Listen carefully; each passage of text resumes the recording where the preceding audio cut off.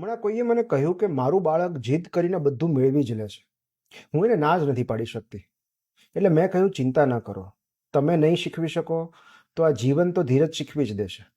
ગમતું કામ નહીં મળે, ગમતી વ્યક્તિ નહીં મળે, કશું જ ધાર્યા મુજબ નહીં થાય. ત્યારે એને ખ્યાલ આવશે કે જીદ કરવાથી કશું જ નથી મળતું. ધીરજ રાખવી પડે છે. મહિના, વર્ષો કે દાયકાઓ સુધી.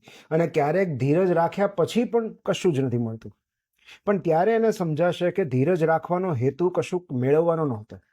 એ પ્રક્રિયા દરમિયાન કશુંક બનવાનો હતો. ધીરજ રાખ્યા પછી પણ જ્યારે કશું જ નથી મળતું ત્યારે સમજણ, સ્થિરતા અને પ્રજ્ઞા મળે છે. બોધ મળે છે કે યુનિવર્સ આપણી ઈચ્છાઓ પૂરી કરવા બંધાયેલું નથી. એને આપમેળે સમજાશે કે યુનિવર્સ ક્યારે મોડું નથી હોતું. આપણી અપેક્ષાઓ થોડી વધારે અને વહેલી હોય છે. ધીરજ પુરાવા વગરની શ્રદ્ધા છે.